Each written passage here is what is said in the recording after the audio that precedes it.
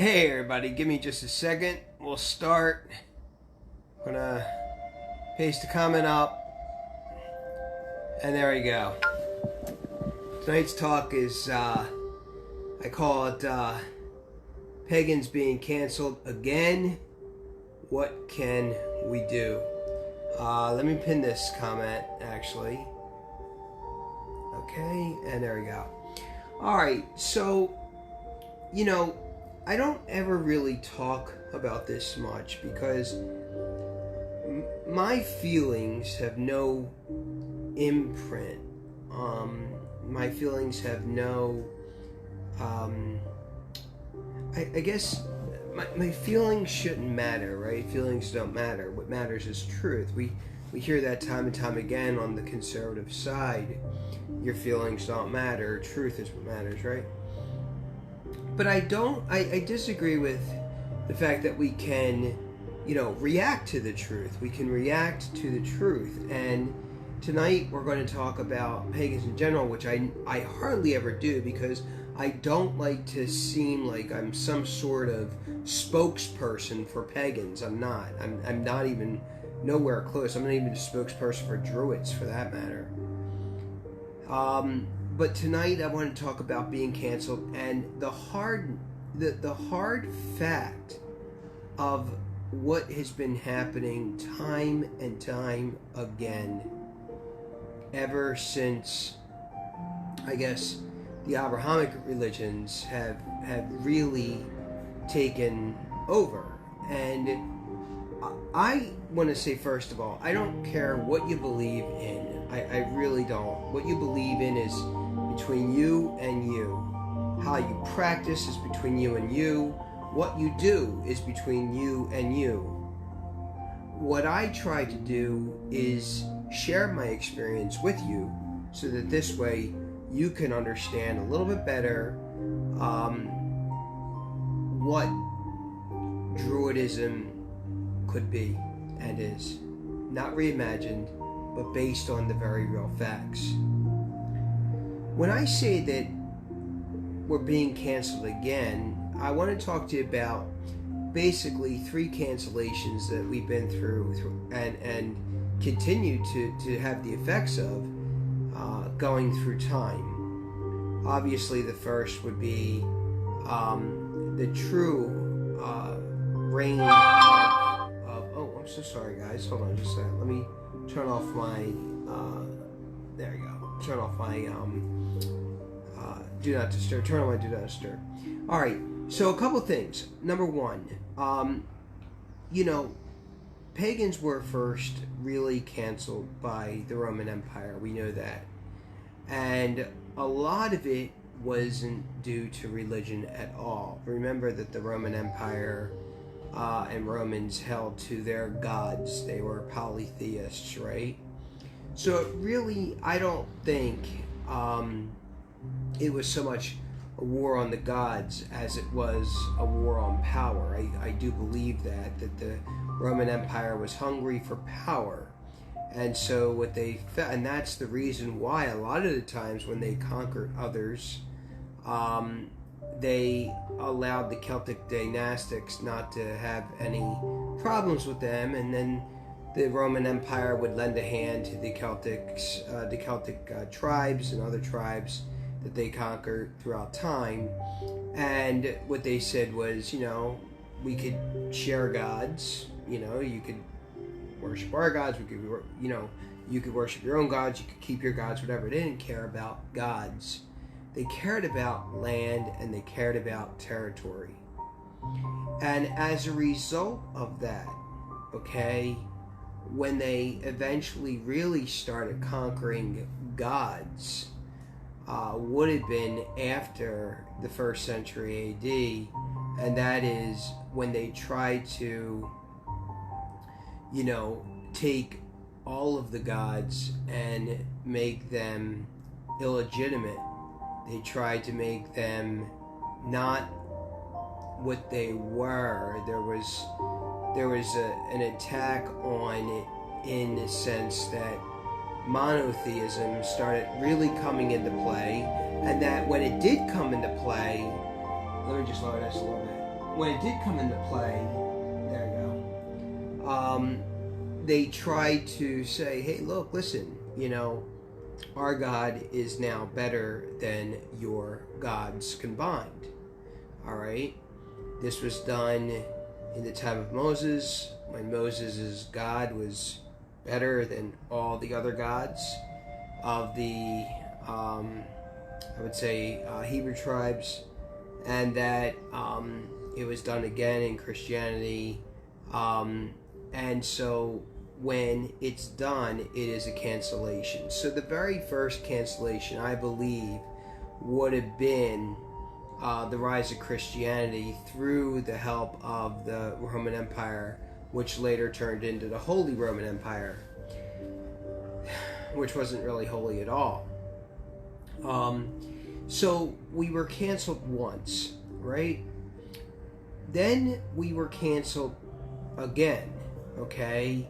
And we were canceled again when neo-paganism came to rise, and that is this idea of rethinking, reimagining paganism instead of trying to go back to the meat and potatoes of what paganism was.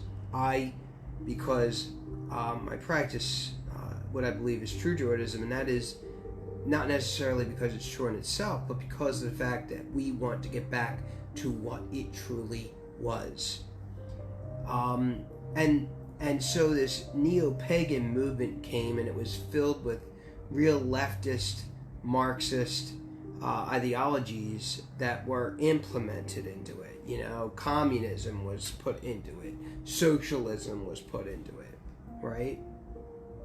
And so neo-paganism, especially in the time of Isaac Bonowitz, or Druid Isaac Bonowitz, I should say, even if you read Real Magic, his book, it's loaded with like leftist ideas and real radical progressivism.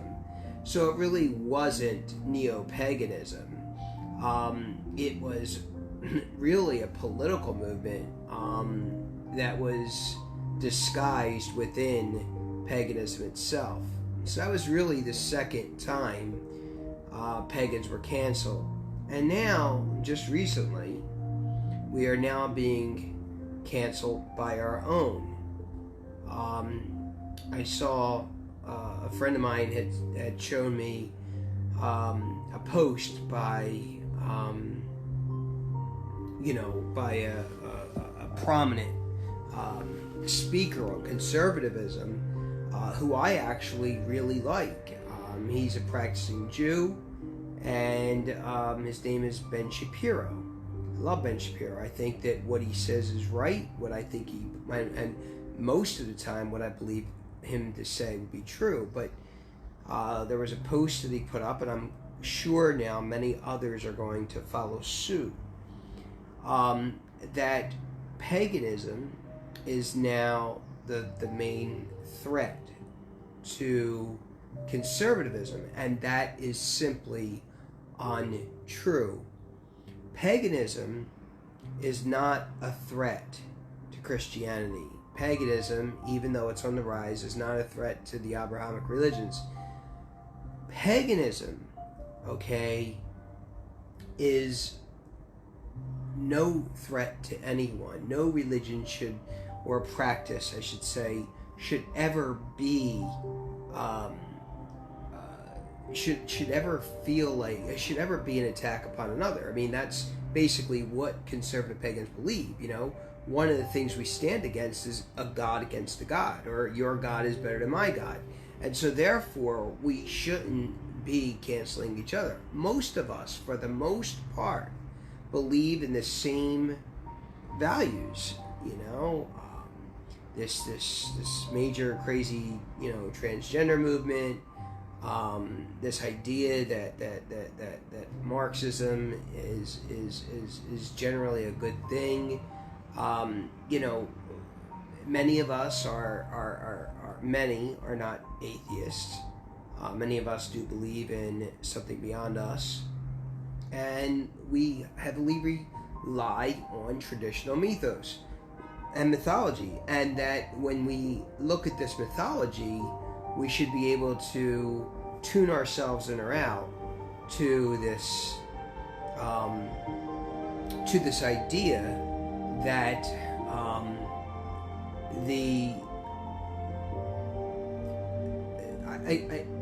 we should tune in or out to this idea that conservatism has no regard to paganism in general, in the sense that pagans are naturally and were naturally conservative. They believed in natural law. They believed in the fact that there were only two genders. A lot of people will always give the argument that, pagans believed in the American Indians or Native Americans believed in two-spirit.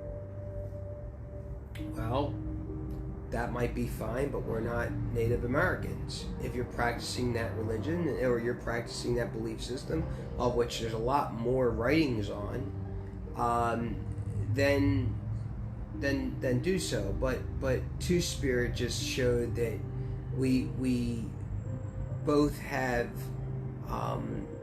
elements of different things, and that we are more than one. Not that we are, in a sense, more than us. That we are, in a sense, we are beyond, spiritually, that is. That's where the word two-spirit comes from. It doesn't come from the word two genders. It comes from, it's two-spirit, meaning there's two spirits. That there's two forces. And so there's still the number two, therefore you're left with the binary. But my point is that if we're now being canceled by the third part of this, and that is being canceled by our own, I've always said so many times and time again that we as practitioners of true ritual, versus this neo-pagan movement, we are practitioners of something that we want to go back to what it was, and we continue to try to find that truth. But we can't continue to try to find something if we're being bombarded left and right by all this cancellation. For the most part, many of us are conservatives. I don't necessarily believe in the whole idea that conservatives are a political movement. Conservatism is a way of life. It's a way of natural law. It's living natural law. It's breathing natural law. It's feeling it. It's incorporating it. And so when we talk about things of nature, we're talking about natural occurrences in nature, not things that are forced down our throat for a specific time as a specific agenda. And so that's what I really want you to hold from this talk tonight. That is that we were canceled once in the beginning. Then we were canceled in the revival times, when the whole idea of this neo movement started, this neo-paganism started, which really isn't anything close to what the Druids would have even held on to. So, and now we're being canceled by our own. And I said again that, conservative Druids will never, ever, ever, and I've always said this time and time again, that conservative Druids or conservative pagans will never find their place. We are on our own. We cannot go to the left because we don't agree with the left's morality and their sense of virtue signaling, not virtue. We can't go to the right because the right is the whole, like, you know, Abrahamic thing. And so, what do? What are we left at? Where are we left? We're left in a state where we are on our own. There are several, you know, Druid orders that people could join. There's that are conservative, but for the most part, we're not even organized like the left is as far as, you know, groups are concerned and things like that. I think we stay on our own and we will remain on our own, and that's the very sad part of it. But one of the things we can't do is we can't change the past. We can change the present. And if we change the present, then we can move forward. Tonight, which is really a minor talk on being canceled, tonight we're going to do the Forikiral, or Forikiral, sorry about that. And that is basically the teaching. And the teaching is really a mantra. And what is a mantra? Basically, a teaching of yourself, a teaching to yourself, you know.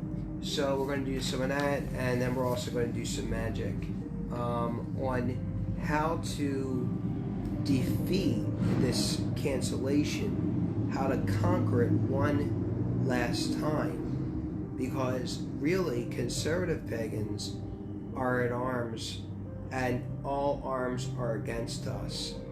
We're fewer than, you know, and I guarantee regular pagans, and I guarantee you, if we ever had a talk with a monotheist or a conservative, we have more in common with them, not theologically. We have more in common with them on virtue, on values, on tradition and traditions. And I think that if we think about it in that lens, we can sort of begin to say, you know what? Look, I might not necessarily believe in the God that you believe in to be true, the only God. You know, I once said that, I think it was on Thomas Sheridan's page, he had put up something about, you know, monotheism versus polytheism, and, you know, and I wrote, you know, that it always seemed lonely to me that God was by himself. I never quite understood that. And the great sorrow, I think, for me, and I never really shared this with you guys, but the great sorrow for me is knowing that, like, you know, if you want to go to another land and you want to learn their history and immerse yourself in their history, then you have to immerse yourself in the totality of it, right? You can't just pick and choose what the history is or what the history was, or, you know, what the history started as, you know, 300 years, 400 years, and you know, after you know, AD, or after, you know, Jesus, or after the point of Jesus of Nazareth, I should say. The reason is because if you just pick and choose what you want to know, then you're only going down to a certain date, and you're not going to identify who the people of that land really were, where they came from, and the gods they believed in to be true. I can say this for a fact, that tonight I'm going to give you a mantra, your Forikiral, and that is that these teachings that you could repeat over and over and over again, okay? Just jot them down, write them down, or remember them, okay? Number one, the difference between the Druidic mantra, if you will, the Forikiral, which is a teaching, right? The difference between that and, say, a regular mantra is, in a regular mantra, you just repeat the same words over and over and over again, okay? For example, if you want to gain wealth, you would say, I am wealthy, I am wealthy, I am wealthy, I am wealthy. The problem with that is that sometimes it could be delusional, right? What we have to say is we have to put our heart into it. We have to put our soul into it. We have to put our mind into it. We have to put our spirit into it. And so that when you are finished with your mantra, if you put your Druidic tetrachronomy, which is your heart, soul, mind, and spirit, and I told you why the Druidic tetrachronomy is that, and not necessarily mind, body, and soul, because I disagree clearly with Augustine, St. Augustine that is, and I believe that we as human beings, separate from our corporeal self, our non-corporeal self is the heart, soul, mind, and spirit. And I don't mean the heart as in the heart. I mean the heart as in that which is part of us that gives us drive and courage. All right. The past will not be changed. The past will not be changed. Okay? We can't, and even if we did, we wouldn't want to, right? We wouldn't want to change the past. So the past cannot be changed. All right? Number two is the actions of the past no longer exist. The actions of the past no longer exist. The actions of the past no longer exist. Number three, the present can be changed. The present can be changed, and that the actions of the present always exist. Okay? Meaning that if we can change our present, we can absolutely move to a space on the chessboard that we want to move to, that we see a clear opening of. But we can't change after a move has been made, right? So that's kind of our teaching for tonight. The past will not be changed. The actions of the past no longer exist. The present can be changed, and the actions of the present always exist, which means that if you are moving in a particular direction and there's an opening there, you can do that. So know that is your mantra, you know. And again, the past will not be changed. The actions of the past cannot be changed. The present can be changed, and the actions of the present always exist. I did say this though. We can, in the beginning, I said we could react to things. We can react to truths. And I'm going to share again tonight something that I never shared with anybody, and that is, I was thinking about it, that if I do go to Ireland, I hope to see 2 people on my friends list, if not more, that are from Ireland and live there and know the land well and are incredibly intelligent on their subjects of which they study. I must say that the idea for me, if I did go to Ireland and landing down there on the ground, knowing the power of the old gods, I just, it's something that's sad to me, knowing that they have been, forgotten. Not obviously by people who,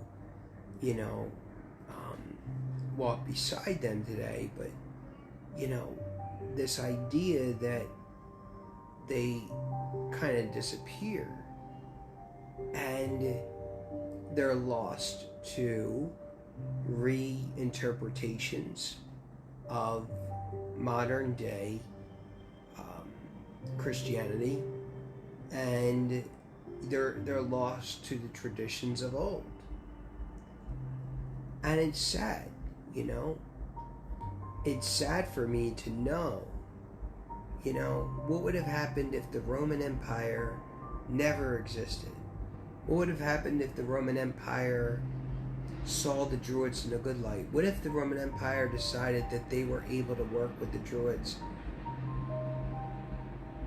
What would have happened? You know?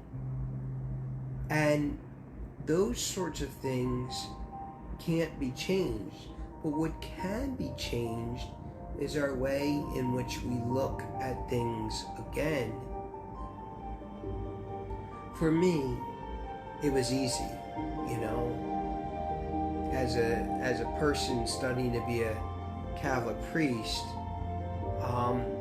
It was easy for me to be able to switch, not entirely, because I still hold some Catholic beliefs. The switch from Catholicism to Druidism, it was a very easy switch for me. And, you know, I don't believe one should ever surrender what they believe in or hold as true, even if what they believe in and hold is false. They still believe in it. It doesn't matter. What does matter is the fact that, you know, maybe we can shed some light. And like I said, going on Ben Shapiro's page and letting him know that, like, hey, Ben, you know, we're big fans of yours, but coming down on pagans who, especially conservative ones, you know, there's no need to do that. There's no need. My friend had really waffled Ben, and you know he's going to lose if there is a rise in paganism. Think of this: if there's a rise in paganism, which there is, if there's a rise in paganism, okay, and people are leaving Catholicism and either practicing folk Catholicism, to quote Thomas Sheridan, and you should look that up, FOLK Catholicism, and you'll see that on Beyond Room 313. I'm almost sure that's what it is. I think it's a Shining reference. I don't know, but anyway, so you have that, right? And then you have this idea that, which basically is all about the moon landing, or the lack thereof. Anyway, you know, we can help. You know, we want to be on the side of conservatives. We don't necessarily want to follow their religions of monotheism. We don't necessarily want to do that, though some may, you know. But I just disagree with this idea of coming down on conservative pagans. We really shouldn't be doing that. We should be working together and saying, hey, look, listen, you're still conservative. And that's really what matters, right? Because conservatism has lasted throughout time. Okay? Conservatism, all these new ideas, reimagining stuff and all this kind of stuff, Marxism, that's all new stuff. It's not, it never worked. It can't work. And it only destroys. And so, you know, we really need to be weary of a lot of these new things. And even the New Thought movement. You know, I don't want to say anything against the New Thought movement, even though I don't necessarily agree with that either. This idea of New Thought, I think that's just really a spiritual, just spiritual beliefs, not anything more than that. You know, it's kind of a reinvention of Buddhism, maybe even and definitely not a reinvention of Hinduism, but definitely, you know, a reinvention of Buddhism. And we all know why Buddhists say that they're atheists, because they're not allowed to believe in God. Remember, the government is their God. So that's why they all say your higher self, you know. I used to say your higher druid. Anyway, so that's it. And you know, it's sad. It is sad, but we can't criticize others when they talk to us about this idea of sins of the father. We can't criticize others for that when we're doing that very same thing. It's an illogical argument. We can't go back and talk to the Celtic dynasties or the Dynastics and say, oh, hey, what you're about to do is really bad. You know, it's going to ruin, you know, it's going to ruin the you know, peasantry of which really are the meat and potato movement of pagans. If you want to talk about the base root of things, you know, it's agricultural belief systems are much more substantial than, you know, than anything else, you know, than beliefs rooted in dogma, because most of those beliefs of a long time ago were rooted in agriculture, in astronomy, you know, in natural law. Tonight I'm going to give you some magic, and here it is. I'm going to give you an image to look at, and I want you to try to remember this image when you are talking to somebody who is not conservative, when you are talking to somebody who is a neo-pagan, you know, kind of inventing things as they go along, rather than considering what was and making a belief system a lot simpler than, you know, all these rules and regulations, right? I mean, even OCAB, you know, my order, even us, we don't have many things. We don't hold to lots of dogma. We hold to certain things. You know, we have certain rules and regs, obviously, but that's just to keep it in order. Other than that, I mean, that's about it. But I'm going to give you a symbol to look at. When you look at this, I want you to keep it in your mind. What you will not see is the watermark on the symbol. I place a watermark on the symbol, and the only reason why I place a watermark on the symbol is so that it does not work for the opposition.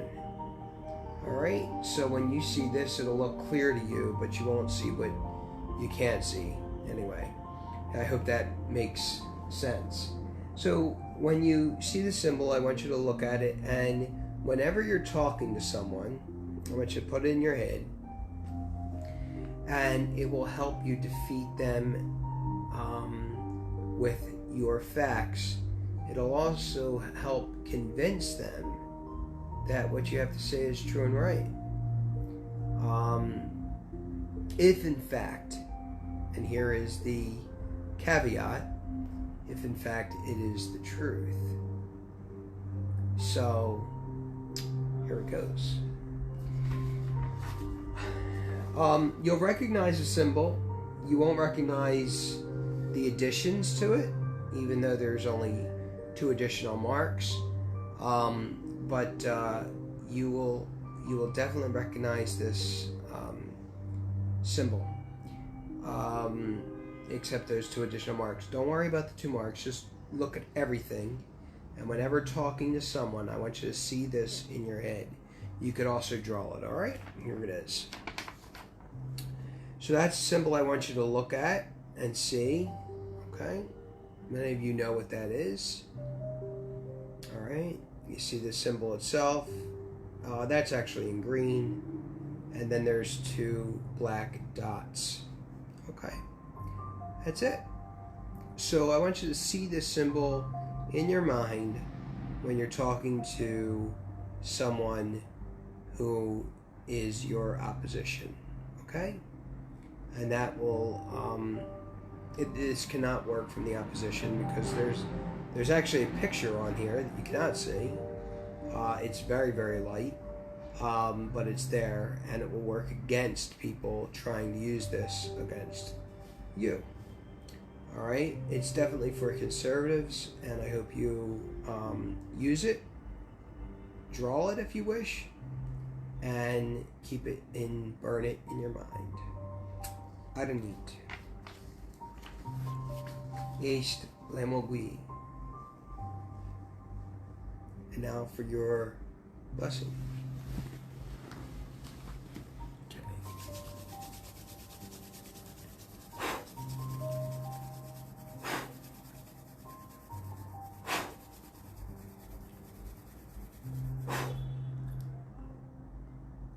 May the gods bless you. May the goddesses keep you.